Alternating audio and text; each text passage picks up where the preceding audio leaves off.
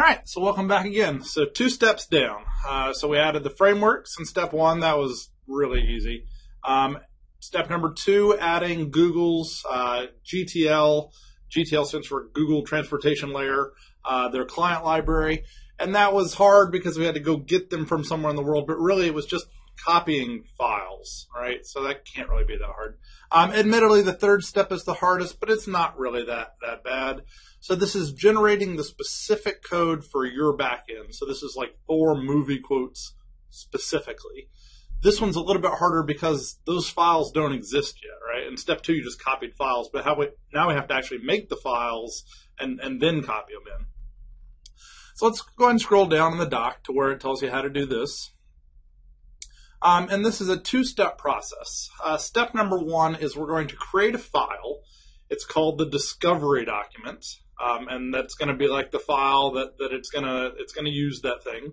And then step number 2 is we're going to create a tool called the service generator, and we're going to feed the discovery document into the service generator, and it's going to make the files. It's just going to poop them all out, right? Also, just to share, I'm going to intentionally make a small error, just so you can kind of see what happens when you have to do it again. The small error I've decided to make is when you are making your API, one of the things you did is you listed your host name. And in the code that we gave you, it says like your username. I'm going to intentionally not have that say Fisher yet, just so you can see a mistake, and I'll fix it in the next video. But I was just setting you up to know that mistake was actually done intentionally. Now notice that app.yaml has it right, but it kind of exists in 2 different places. All right, without further ado, let's go ahead and start doing this thing. Step number 1, creating a discovery document.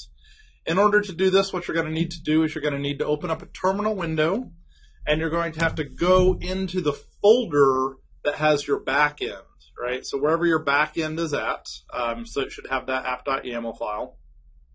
You have to navigate to that location. What I like to do, which is kind of a trick, is instead of typing it, I like to navigate there with Finder. So I'll just kind of navigate to where my backend is at. So it looks like here's my backend. And what I do in Finder is I type CD, and I actually type the space character, and then I just drag and drop this on here. And what it'll do for you is it will just type that whole path, right? So learning tricks makes your life easier. In order to know that you're in the right place, it should have an app.yaml file that lets you know, hey, I'm in the right place. It also has your API Python code in it, which we called MovieQuotesAPI.py. In the future, I think I should probably just call it API.py, but it's called MovieQuotesAPI.py, and that's fine. So I'm in the right folder. That's a good step. And then I'm going to need to type let's call it a magic command. Instead of talking about it first, I'm just going to copy it. So it's right here. And then I'm just going to paste it right in there. If we want to look at what this guy says, he says endpointsconfig.py. This is a Python script that Google made for you. Whenever you downloaded the Python App Engine SDK, you got this file. We are going to tell it to get discovery doc. That's kind of what I remember about this whole command. We're adding a flag that says we want an RPC discovery doc. And then we pass it an input. We pass it 2 things. We pass it the file name, which is MovieQuotesAPI, and then the class name that's inside of it. So it's the file name, class name.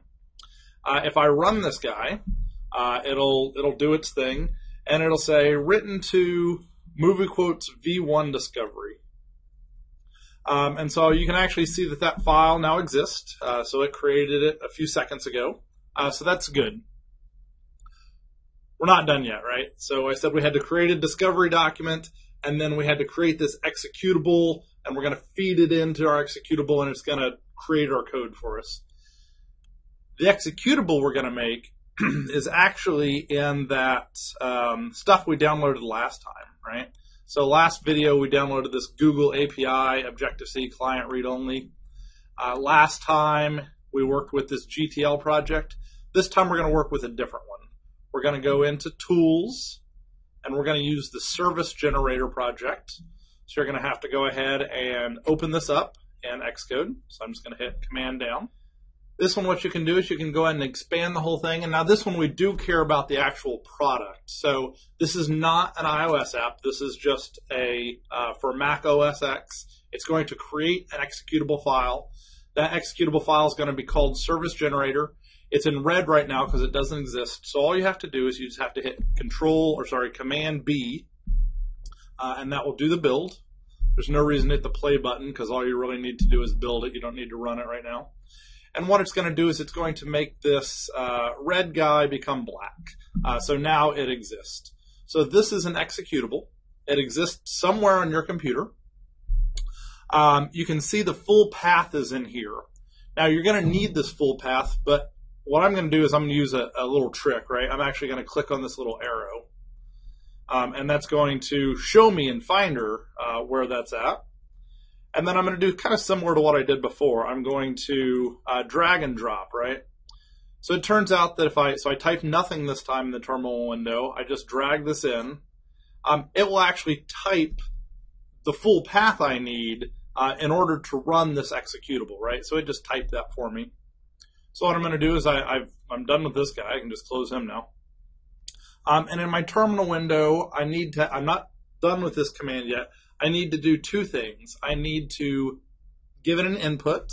So I need to say what the discovery document is, and you can start typing it, and then you can hit tab. You can see it auto-completed to the .discovery document that I wanted.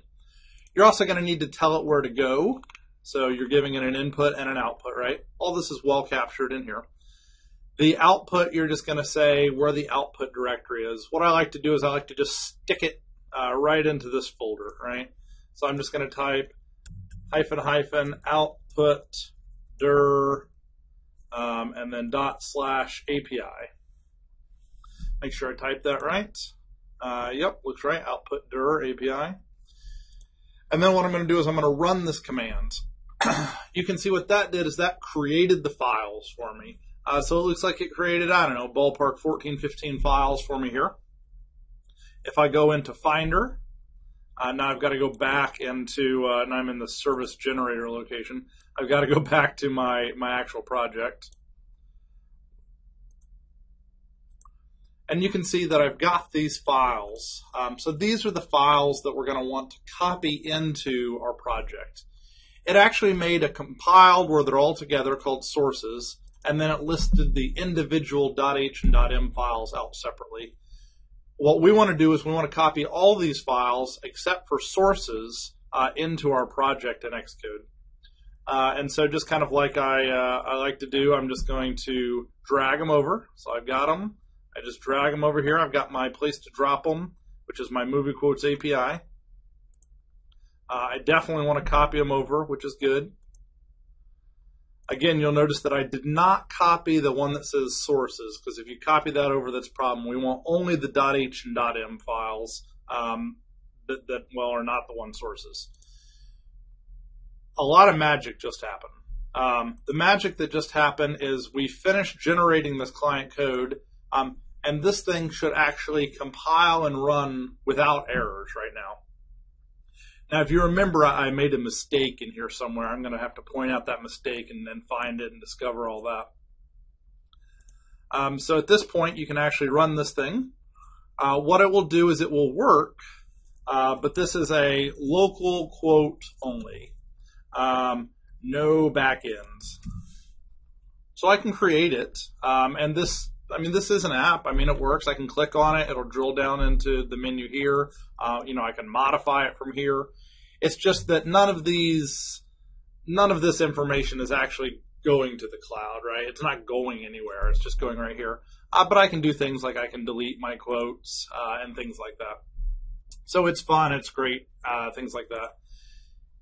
That error that I made intentionally, just to kind of share, it's actually in one of these generated files. And you can see it says right now, if I was talking to the cloud, the place I would be talking to is your username, .moviequotes.api. Now it turns out that this simple error I could fix just by typing the correct path. But I'm not going to do that because that would that would defeat the purpose of what I'm trying to show you, right? So let's fix this mistake. I'll tell you what, let's just do it in this video. So if you ever need to regenerate, it's not that hard.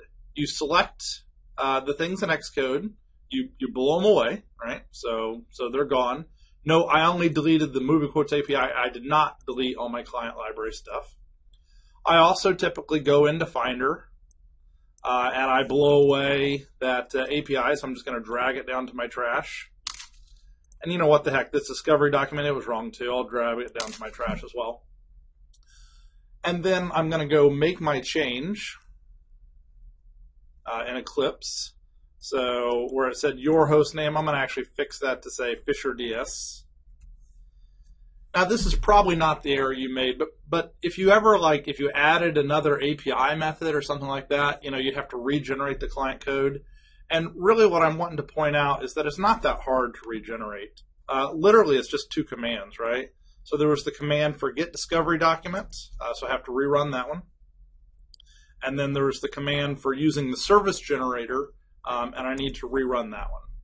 And so they were right in my history, so all I had to do is just hit up arrow twice, rerun the discovery doc, up arrow twice to rerun the service generator, and that's fine.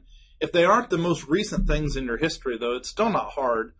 You can hit Control-R, and you can just kind of start typing the word. So here I started typing get D, and you can see it found the get discovery document just fine. And then if I hit to the right arrow, I can actually modify it some if I need. So even if it's not right in your history, Control-R is really your friend, and then you just have to type a little bit of it so you remember it. Let's go ahead and bring these changes in. So now I've got a new API, and so these got regenerated, and I'm just going to copy them over into my Xcode project. Oops, let me get Xcode to where I can drop them in. Alrighty, so I'm going to drag these guys in. And again, I want to copy them, yes.